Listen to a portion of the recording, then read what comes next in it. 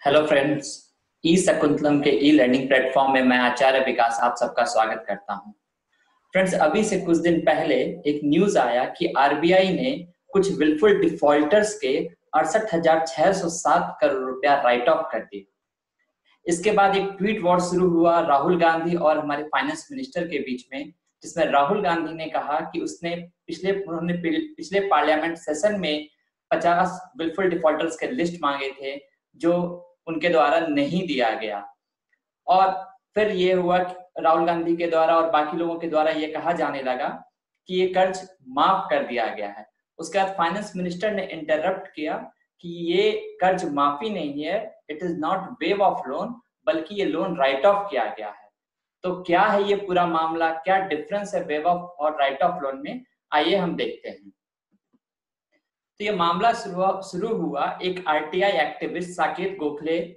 इन्होंने एक 19 मार्च 2020 को आरबीआई से एक आरटीआई में जवाब मांगा। उस आरटीआई में उन्होंने टॉप 50 विलफुल डिफॉल्टर्स, वो डेडलाइन डेट था कि 16 फरवरी 2020 तक जो टॉप 50 विलफुल डिफॉल्टर्स हैं उनका नाम और उनके पास कितनी राशि डिफॉल्ट के रूप में है इसका लिस्ट मांगा। 24 अप्रैल को आरबीआई के द्वारा ये लिस्ट जारी किया गया, इस आरटीआई एक्टिविस्ट को प्रोवाइड किया गया। अपने आरटीआई में आरबीआई ने बताया कि इंडियन बैंक्स, भारतीय बैंक ने 30 सितंबर 2019 तक सिर्फ 50 विलफुल डिफॉल्टर के 68,607 करोड़ रुपीस को राइट ऑफ किया है।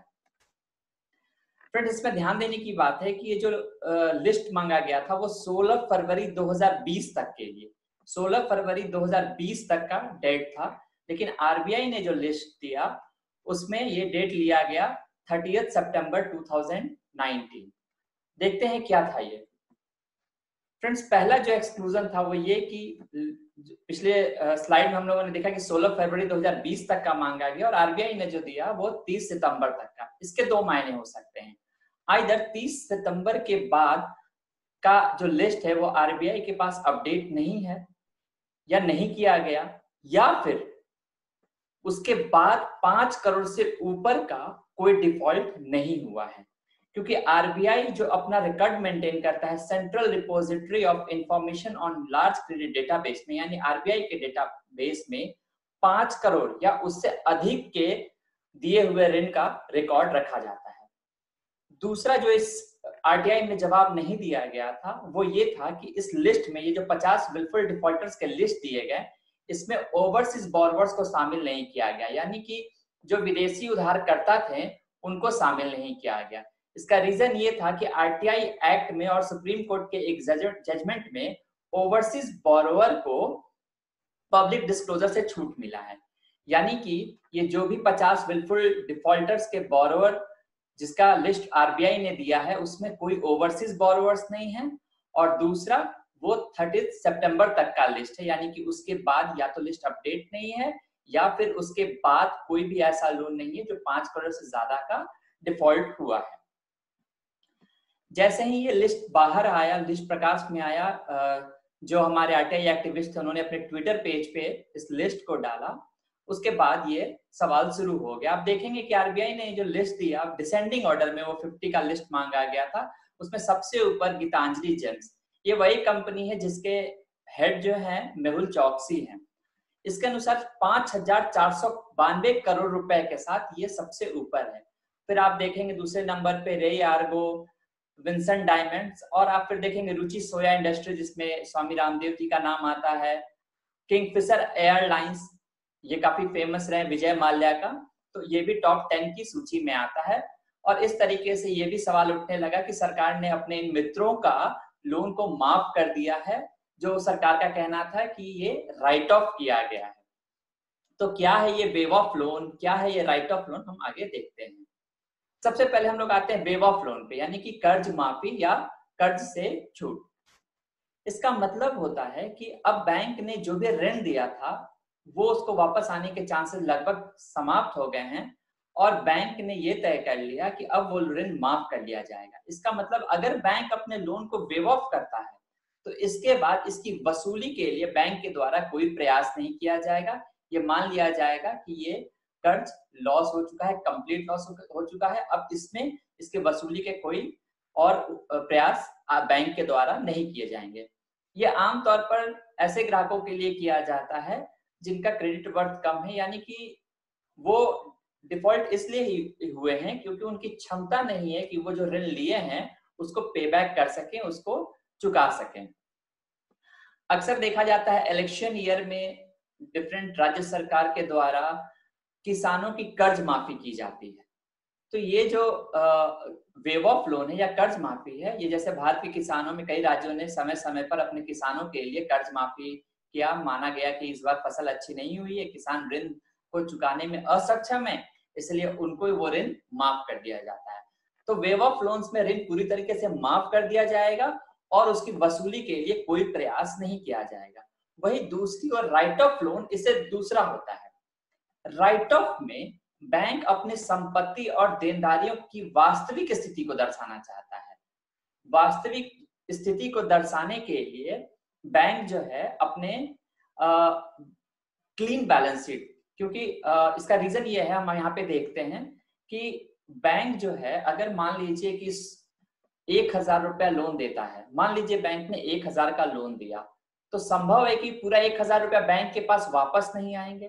तो 10% मान लीजिए बैंक को लगता है कि यानी कि 1,000 में से 100 रुपया वो उसको वापस नहीं आएंगे। तो इस 100 रुपए के लिए बैंक अपने प्रॉफिट से एक अलग अपने प्रॉफिट से ये 100 रुपए निकाल कर रखता है कि इन केस अगर 1,000 रुपए में से ये 100 रुपए वापस नहीं आएंगे तो इसको ये अपने जो प्रॉफिट से पैसा निकाल के रखा है इससे इसको कंपनसेट करेगा, जिसको साधारण भाषा में प्रोविजनिंग कहते हैं।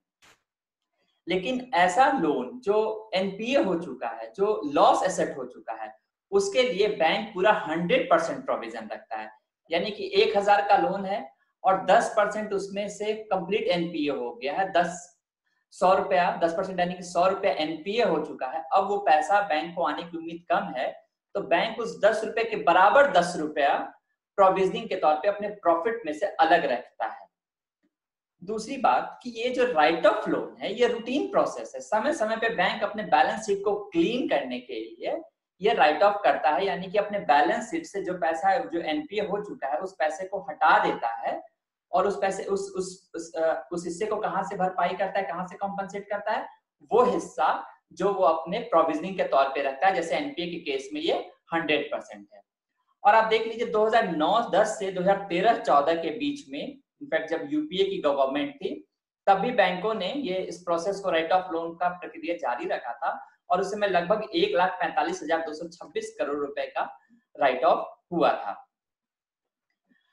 ध्यान ये देना है कि writing of loan is not waiving it, यानी कि हम लोगों ने अभी देखा कि वेविंग में पूरी तरीके से लोन को माफ कर दे रहे हैं, उसमें अब वापस उसको रिकवर करने का कोई प्रयास नहीं किया जाता, वापस वो रिकवर नहीं किया जाता है। लेकिन राइट ऑफ में सिर्फ बैलेंस शीट से वो बैड लोन्स जो है उसको हटाया जाता है। इसका ये मतलब नहीं कि बैंक का अधिकार खत्म हो गया उस पैसे को, उस लोन को रिकवर करने का। तो राइट ऑफ में बैंक के पास पूरा अधिकार होता है कि वो अपने लोन्स को रिकवर कर सकता है और रिकवर बैंक करती है, प्रयास इसके लिए करती है। ठीक है। दूसरा, ये पूरा पैसा ऐसा नहीं है कि राइट ऑफ हो जाता है। सपोज करिए 1,000 किसी ने लोन लिया तो उस 1,000 के बदले कुछ सिक्योरिटी तो बैंक के पास जमा रखा होगा, तो पूरा 1,000 रुपया राइट ऑफ नहीं होता है अगर वो एनपीए होता है। बैंक अक्सर उस 1,000 रुपए में से कुछ पैसा वो जो सिक्योरिटी रखा गया था कोलेट्रल के तौर पे उसको बेचकर या उससे रिकवर कर लेती है। तो राइटिंग ऑफ लोन्स में बैंक अपने पास अधिकार रखती है कि वो वापस से लोन को रिकवर करने का प्रयास करते रहेगी जिस भी माध्यम से करना हो, लेकिन वेविंग में ऐसा कोई प्रयास नहीं किया जाता, पूरी की तरह कर्ज माफ किया जाता है। तो ये जो 68,607 करोड़ की बात चल रही है उसको राइट ऑफ किया गया है, ना कि वो माफ किया गया है। बैंक के पास अधिकार है कि अभी भी वो उन डिफॉल्टर से अपने अलग अलग माध्यम से, अलग अलग तरीके से, अलग अलग एजेंसियों के द्वारा उस पैसे को वापस रिकवर करने का प्रयास करता रहे। लेकिन अब सवाल है कि बैंक ये अपने लोन्स को राइट ऑफ क्यों करता है? कुछ तो रीजन होगा कि राइट ऑफ करता है अपने बैलेंस शीट से हटाकर। तो इसका सबसे पहला रीजन है कि बैंक को जब अपने बैलेंस शीट में दिखता है कि कुछ लोन जो है वो डिफॉल्ट हो रहे हैं, कंप्लीटली डिफॉल्ट हो रहे हैं, वो वीकनेस के साइन दिखाने लगते हैं, मींस वो रिकवर होने के चांसेस कम दिखते हैं, तो वो बैलेंस शीट में बेवजह हर साल कैरी होता जाता है। और क्योंकि बैंक ने उसको अभी तक राइट ऑफ नहीं किया है, इसीलिए बैंक के बैलेंस शीट में वो हाई क्वालिटी एसेट दिखाता है। अब फ्रेंड्स यहाँ पे ध्यान देना है, एक ऐसा लोन जो ऑलरेडी एनपीए हो चुका है, उसके रिकवर होने के चांसेस भी कम है, और फिर भी बैलेंस शीट में हम उसको हाई क्वालिटी एसेट्स के तौर पे दिखा रहे हैं, तो ये एक गलत पिक्चर दिखा रहा है। बैलेंस शीट अब ये क्लीन नहीं है, इसीलिए बैंक को टाइम टू टाइम ऐसे एनपीएस को राइट ऑफ करना है। अगर वो नहीं ऐसा करता है तो इसका मतलब है कि वो अपने बैलेंस शीट का, अपने एसेट्स का रॉन्ग पिक्चर दिखा रहा है। दूसरा, बैंक ने ऑलरेडी ऐसे एनपीएस के लिए प्रोविजन मनी रख रखा है और वो रिजर्व रखा हुआ है। अगर बैंक उस पैसे इसको राइट ऑफ करता है तो वो प्रोविजन मनी इस जगह पे आ जाएगा, बैंकिंग चैनल में आ जाएगा, और अब बैंक इस मनी को, जो प्रोविजन मनी के तौर पे रिजर्व में रखा हुआ था, अब इस मनी को अल्टरनेट यूज के लिए भी उपयोग में ला सकता है। दूसरा रीजन कि अगर बैंक अपने लोन को राइट ऑफ नहीं कर रहा है तो ये अभी भी बैंक इस पे अपने इनकम को दिखा रहा है, यानी कि हमने लोन दिया है और अभी मैं ये नहीं दिखा रहा हूं कि ये लोन डिफॉल्ट हो गया है, तो हमारे ईएमआई के तौर पे इंटरेस्ट भी आ रहा है, यानी कि हम दिखा रहे हैं किस इंटरेस्ट से हमें आय हो रहा है, जबकि वो ऑलरेडी एनपीए हो चुका है, तो इनकम होने की बात ही नहीं है। तो ये एक्यूरल बेसिस ऑफ अकाउंटिंग जो है, बैंक ये उम्मीद कर रहा है कि ये तो मेरा इंटरेस्ट आ रहा है, जब तक वो एनपीए नहीं शो करेगा, अपने बैलेंस शीट से राइट ऑफ नहीं करेगा, वो तो ये शो कर रहा है कि ये मेरे इनकम के तौर पे आ रहा है, जबकि वो तो ऑलरेडी डिफॉल्ट हो चुका है। इसलिए जरूरी है कि बैंक समय समय पे अपने ऐसे डिफॉल्ट लोन को, एनपीए लोन को, जिनके रिकवर होने के या वापस आने के चांसेस बहुत कम है, समय समय पे उसको राइट ऑफ कर सके। दूसरा, क्योंकि अब ये इनकम दिख रहा है, ये बैंक का ब्याज आय दिख रहा है, तो ऐसे में क्या होगा कि बैंक को इस आय पे टैक्स भी पे करना पड़ेगा। अब एक तरफ तो वो लोन डिफॉल्ट हो गया, ये बैंक के ऊपर ऑलरेडी बर्डन है, लेकिन क्योंकि उसने राइट ऑफ नहीं किया है तो उस पर इनकम भी बुक हो रहा है, और अब क्योंकि इनकम बुक हो रहा है तो बैंक को टैक्स भी पे करना पड़ रहा है, जो फर्दर बैंक की लायबिलिटी को ऑलरेडी और बढ़ा रहा है।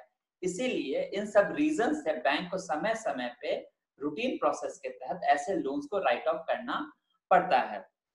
सिमिलरली आप देखिए, राइट ऑफ में कोई अलग से पैसा नहीं बैंक ला रहा है या किसी से लिया जा रहा है, ये बैंक अपने प्रॉफिट से रिजर्व के तौर पे वो पैसा रखा है, क्योंकि बेसिक नॉर्म्स में अगर एनपीए लोन है, लॉस्ट एसेट्स हैं, तो उसके लिए आपको 100% प्रोविजन मनी रखना है, तो वो मनी वहां से आकर यहाँ पे अपने बैलेंस शीट में आ गया, और वो वहां से, यानी कि बैलेंस शीट से हटा दिया गया, यानी बैलेंस शीट अब क्लीन है। अब वो रियल पिक्चर दिखा रहा है, ना कि एक लॉस्ट एसेट को, एक डिफॉल्ट लोन को वो हाई क्वालिटी एसेट्स के तौर पे दिखा रहा है।